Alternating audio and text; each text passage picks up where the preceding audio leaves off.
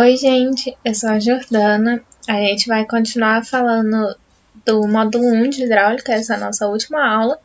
E a gente vai falar um pouco mais a fundo do escoamento permanente. A gente já falou alguns conceitos, mas nessa aula a gente vai estudar ele um pouco mais a fundo. A gente vai ver a definição, as equações e a geometria, às vezes quais são as seções de máxima eficiência e condutos circulares. No final, a gente vai fazer um exercício para fixar o conteúdo. Então, vamos lá. O que é o escoamento permanente uniforme? O escoamento uniforme é aquele que a gente mantém uma constância dos parâmetros, da lâmina da água, da área molhada, do perímetro molhado e etc. em várias seções do canal. A velocidade e a vazão são constantes e a linha de energia é uma linha do primeiro grau, né? Simples. A linha da água e o fundo do canal são paralelos.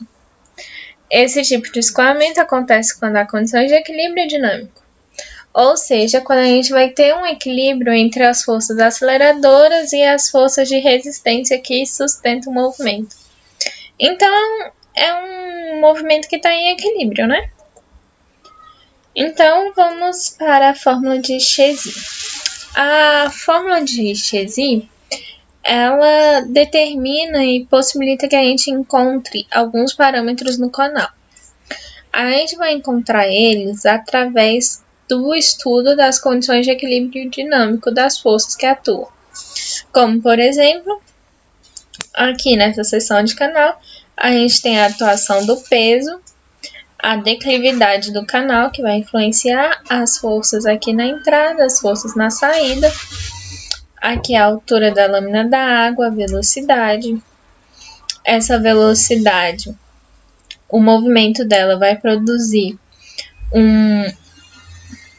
um cisalhamento aqui embaixo, no fundo, né, que é a resistência ao movimento. E através do estudo desses parâmetros, a gente vai encontrar alguns parâmetros para a gente conseguir estudar melhor esse escoamento. Então, o primeiro parâmetro é o coeficiente C, que é obtido através da fórmula de Chezy, que ele leva em consideração o fator de atrito. O fator de atrito ele é em função do número de Reynolds e da rugosidade da parede. Só que, como em canais a gente não tem uma definição tão boa da rugosidade da parede, ela varia muito, e o número de Reynolds também, então acaba que esse coeficiente C fica muito variável e não muito bem definido para canais. Então, a gente vai usar ele mais em condutos, que aí em condutos a gente tem um material bem definido, com pouca variedade e que sofre pouco desgaste ao longo do tempo, então o coeficiente sofre pouca variação. Entretanto, em canais a gente não vai usar isso devido à variabilidade dos fatores. Bom, através das observações experimentais, a gente tem que o valor de C é dado por 8 vezes o valor da gravidade dividido pelo fator de atrito, que a gente falou lá em cima. E isso é utilizando a fórmula de Chezy, a gente vai chegar à conclusão que a vazão em um canal pode ser dada pelo coeficiente C vezes a área dividido pela raiz do raio hidráulico vezes a declividade. A fórmula de Chezy ela vai dar embasamento para a fórmula de Manning, porque o número de Manning é uma relação com o coeficiente de Chezy. A gente vai substituindo. Então, substituindo, a gente vai ter que a vazão pode ser escrita dessa forma. Passando a raiz da declividade para cá e dividindo pelo número de Manning, a gente já tinha utilizado essas equações anteriormente, nos exercícios passados. Bom, o coeficiente de Manning também é muito variável. Só que ele varia menos que o coeficiente C, então ele é mais utilizado. O que pode levar à variação do coeficiente de Manning?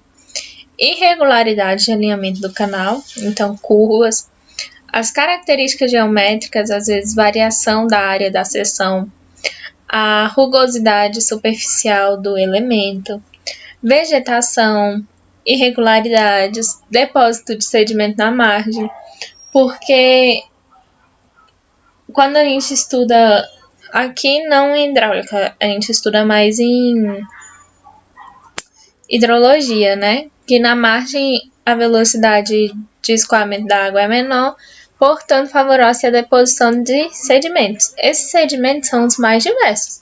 Às vezes pode ser naturais, às vezes pode ser por ação humana, mesmo que joga. Então, leva a variações no coeficiente de Manning. E obstruções também levam a variações. Bom, vamos falar das geometrias. As geometrias podem ser de diversos tipos. As mais comuns são as retangulares, as trapezoidais, triangulares e circulares. Para elas, a gente usa essas áreas, o perímetro molhado, raio hidráulico, essa daqui é a largura, e aqui é a altura do centro geométrico da lâmina d'água. Vamos para quais são as geometrias onde a gente tem a máxima eficiência. Isso é uma questão muito importante para a engenharia, porque a gente sempre quer ter a melhor eficiência possível, né? Então, para a gente obter isso, nós temos que maximizar o raio hidráulico, diminuindo o perímetro molhado e aumentando a vazão, porque o raio hidráulico é uma diferença, é a área dividida pelo perímetro. Se o perímetro molhado aumenta, o raio hidráulico diminui, diminuindo a nossa eficiência. Se o perímetro diminui, o raio hidráulico aumenta. Então, nós temos que, com o raio hidráulico maximizado, nós temos uma menor superfície de revestimento, acarretando no menor custo. Bom, mas quais são as seções com máxima energia? São seções que se aproximam de uma seção circular. Para os canais que a gente estudou, para as seções que a gente estudou, a gente tem que as áreas de máximo raio hidráulico são quando elas se aproximam de um círculo e são dadas por estas fórmulas. Vamos falar dos condutos circulares. Os condutos circulares têm uma pequena particularidade, porque não se pode utilizar o conduto completamente cheio.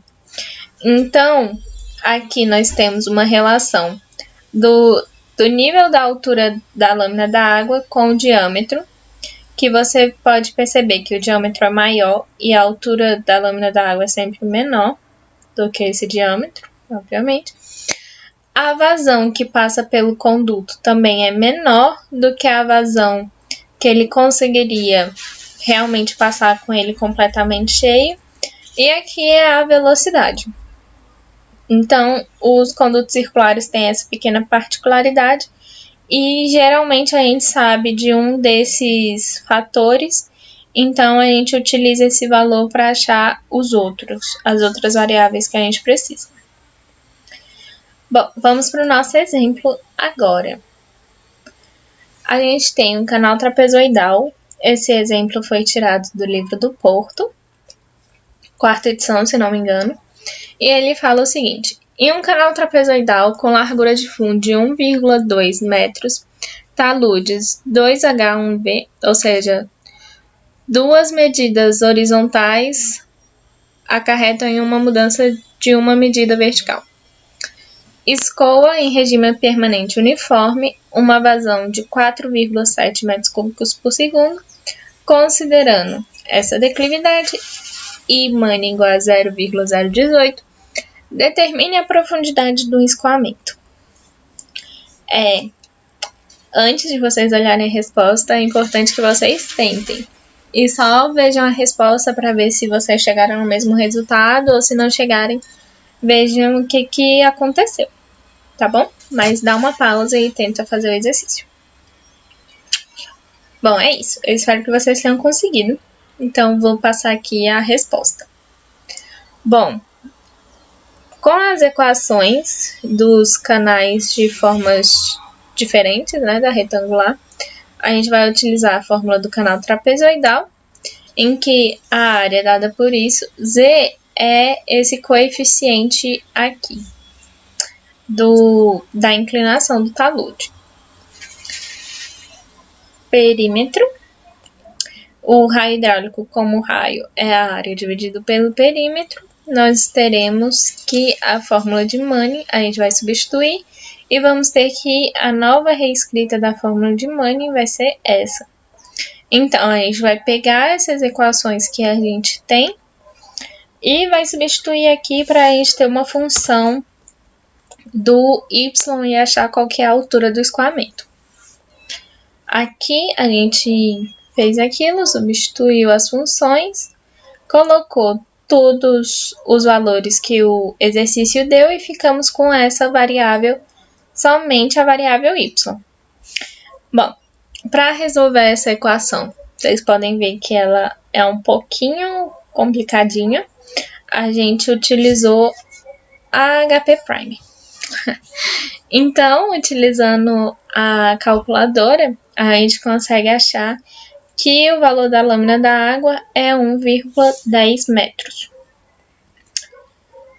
É isso, gente. Se ficou alguma dúvida, pode escrever nos comentários ou mandar um e-mail pra gente, pertchenqueunb@gmail.com, que a gente responde vocês. E eu gostaria de agradecer a Relana por ter feito esses slides e ter ajudado na elaboração da aula. E queria pedir para vocês compartilhar com os colegas, deixar o like e se inscrever no canal.